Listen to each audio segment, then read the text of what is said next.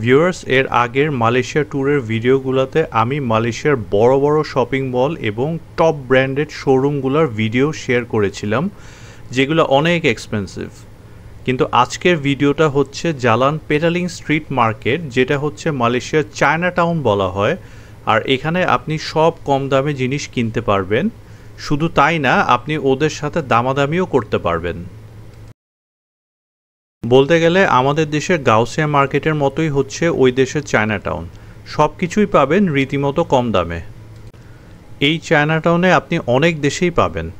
আমি যেমন অনেকগুলো দেশের চায়না টাউন ভিজিট করেছি, আর মালয়েশিয়ার চায়না টাউনে সব চাইনিজ প্রোডাক্টস আছে ঠিকই, কিন্তু এখানে চাইনিজ দোকানদার থেকে বরং বাঙালি দোকানদার বেশি। হ্যাঁ, মালয়েশিয়া যেহেতু প্রচুর বাঙালিরা কাজ করে, তাই এখানে লক্ষ্য করলাম চাইনিজ দোকানদাররা খুবই কম। যাই হোক, গাউসের মতো অত ভিড় নাই এখানে, তাই আরামসে প্রোডাক্টসগুলো দেখতে ভালোই লাগছিল। প্রত্যেকটা প্রোডাক্টসের প্রচুর ভ্যারাইটি আর কালেকশন পাওয়া যায়। মূলত এখানে bags, shoes, T shirts, watches, cheap ornaments and কসমেটিক্সের প্রোডাক্টসই বেশি। আর তারপরও যদি কোনো কিছু ঠিক করতে না পারেন যে কী কিনবেন, তাহলে সুভিনিয়ার্স তো আছেই। যেসব প্রোডাক্টসের উপর প্রাইস ট্যাগ দেওয়া, সেগুলো দামাদামি করার সুযোগ নাই। কিন্তু যেগুলো প্রোডাক্টস আপনি বাইরে দেখবেন, সেগুলো আপনি অবশ্যই দামাদামি করে নেবেন। এখানকার প্রোডাক্টসগুলো যদিও অন্যান্য ব্র্যান্ডেড শপিং মলের থেকে দামের দিক থেকে কম, তাও দেখতে কিন্তু অনেক সুন্দর। শুধু দাম কম বলে যে কোয়ালিটি খারাপ, ব্যাপারটা কিন্তু সেরকম না। খুব লিমিটেড বাজেটে আপনি ইজিলি অনেকের জন্য গিফটস আর সুভিনিয়ার্স কিনে নিতে পারবেন। মজার ব্যাপার হলো, আমি যখন লাস্ট টাইম এখানে এসেছিলাম, প্রায় অলমোস্ট 10 বছর আগের কথা, তখন আমি এই চায়না টাউন থেকে একটা ঘড়ি কিনেছিলাম। আর ঘড়িটা আমি দেশে যখন আমি নিয়ে গিয়েছিলাম ইউজ করা, আমি প্রায় অলমোস্ট 3 বছরের মতো আমি ওই ঘড়িটা ইউজ করতে পেরেছি। সো এত কম দামে আসলে এত সুন্দর একটা ঘড়ি আর 3 বছর চালানো, এটা কিন্তু কম কথা না আসলে, সত্যি কথা বলতে। সো সেই জন্যই বললাম যে আসলে কোয়ালিটি কিন্তু খারাপ না, যদিও আমরা এটাকে কম দাম, এখানে আসলে আমরা যদিও বলে থাকতেছি যে এটা এখানে অনেক কিছু কম দামে পাওয়া যায়, বাট কোয়ালিটি কিন্তু আসলে সেই তুলনায় কিন্তু খারাপ না। তো এইবারও একটা ঘড়ি কিনে নিলাম স্পেশালি আমার ওয়াইফের জন্য। দাম পড়েছে অলমোস্ট 19 রিঙ্গিতের মতো, মালয়েশিয়ান রিঙ্গিত। সো দেখি কতদিন যায় আর কি। লাস্ট টাইম যেহেতু আমারটা 3 বছর গিয়েছে, সো এবারটা দেখি কতদিন যায়। এখানে কাপড় চোপড়গুলোও বেশ সস্তা এবং অনেক সুন্দর সুন্দর ডিজাইনও রয়েছে। আমাদের দেশেও আসলে কাপড় চোপড়গুলো সস্তা, কিন্তু এখানকার যে বিষয়টা, যেটা পার্থক্য, সেটা হচ্ছে কাপড় চোপড়গুলো আসলে খুব সুন্দর করে ডিসপ্লে করা আছে, মানে খুব সুন্দর করে সাজানো আছে। মানে আপনি ধরেন যে ভ্যারাইটি অফ কাপড় চোপড় আপনি একবারই দেখতে পারতেছেন, যে ওর যে ধরেন কথা 10টা ডিজাইন, ওই 10টা ডিজাইনই আপনি একবারে চোখ বুলায় ফেলতে পারতেছেন।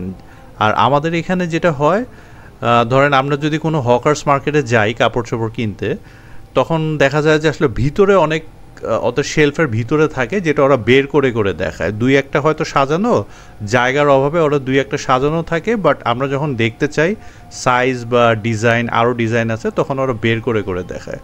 সো এইখানে এই বিষয়টা ওরকম না, এখানে ম্যাক্সিমামই ডিজাইনগুলো মানে চোখের সামনেই সাজানো থাকে। সো আপনার ডিসিশন নিতে বা সিলেকশন করতে অনেক সুবিধা হয়। এখানে জুতা স্যান্ডেলের কালেকশনও বেশ অনেক সুন্দর সুন্দর জুতা স্যান্ডেল কালেকশন রয়েছে। অনেক কালারফুল স্যান্ডেল এখানে আসলে আমরা মানে দেখতে পেয়েছিলাম। কিন্তু আসলে জুতা স্যান্ডেলের যে বিষয়টা, সেটা হচ্ছে যে আপনার কমফোর্ট জোনটা, মানে আপনি পরে আপনার আসলে কমফোর্টেবল লাগছে কি না, সেটা হচ্ছে আসলে মূল বিষয়। কারণ আপনি একটা জুতা হয়তো বাইরের থেকে দেখতে অনেক সুন্দর, বাট আপনি যদি আরাম না পান পরে, তখন কিন্তু আপনার পায়ে পরবর্তীতে ব্যথা হতে পারে, হ্যাঁ, বা কোনো একটা সমস্যা দেখা যেতে পারে। সো আমি আসলে অ্যাটলিস্ট মানে আমার ক্ষেত্রে আমি আসলে মানে এইসব জায়গার থেকে আসলে জুতা স্যান্ডেল কিনতে সাহস করি না আর কি।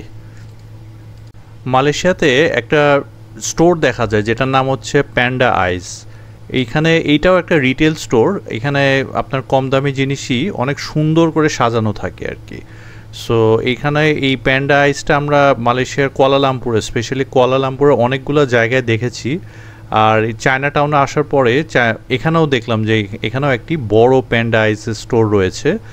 এই স্টোরের ভিতরে আসলে প্রত্যেকটা জিনিস, আপনার ব্যাগ, ছোট ছোট ব্যাগ বলেন, জুয়েলারিজ বলেন, অথবা আপনার ছাতা বা অ্যাক্সেসরিজ বা ইভেন কি পারফিউম, ব্যাগস, যেটাই বলি না কেন, প্রাইস আসলে খুব বেশি না। স্টোরের বাইরের থেকে দেখলে মনে হয় যে খুব এক্সপেন্সিভ একটা স্টোর হবে, বাট আসলে আমি প্রাইসগুলো চেক করার পরে দেখলাম যে এগুলো কাইন্ড অফ সুভিনিয়ার টাইপের, খুব বেশি দামি না।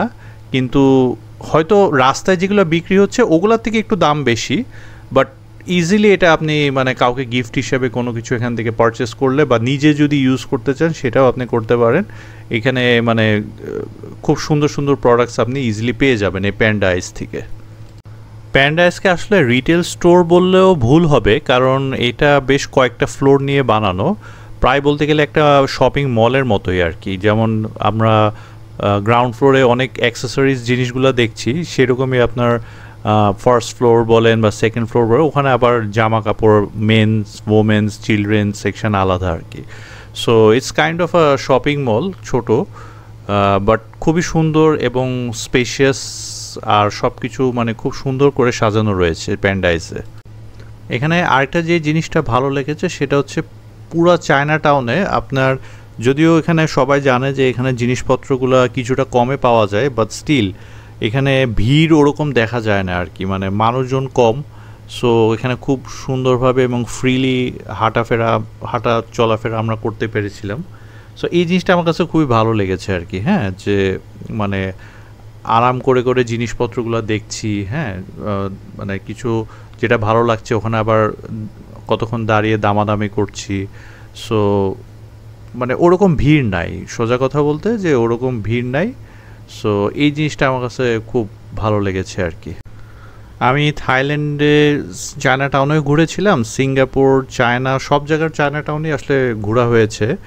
এবং যে কোনো দেশে আসলে চায়না টাউন ভিজিট করতে আমার বেশ ভালোই লাগে, কারণ এখানে যেহেতু কম দামে, অন্যান্য জায়গার তুলনায় আর কি কম দামে যেহেতু অনেক কিছু পাওয়া যায়, সো এই জায়গাটাতে আসলে মানে ঘোরাঘুরি করতে আমার কাছে অ্যাটলিস্ট পার্সোনালি বেশ ভালো লাগে। সো ভিউয়ার্স, এই ছিল আজকে আমাদের চায়না টাউনের উপর ভিডিও। আশা করি আপনাদের ভালো লেগেছে কিনা জানি না, তো এটা কমেন্টে লিখে জানাবেন যে আসলে আপনাদের কেমন লেগেছে। আমার আরও কিছু ভিডিও ছিল মালয়েশিয়ার স্পেশালি লাক্সারি শপিং মলগুলোর উপর। সো ওগুলো যদি আপনারা দেখতে চান বা মিস করে থাকেন, আমি ওগুলোর লিঙ্ক ডেসক্রিপশন বক্সে শেয়ার করে দিব। So thank you viewers. If you like my videos, then please subscribe.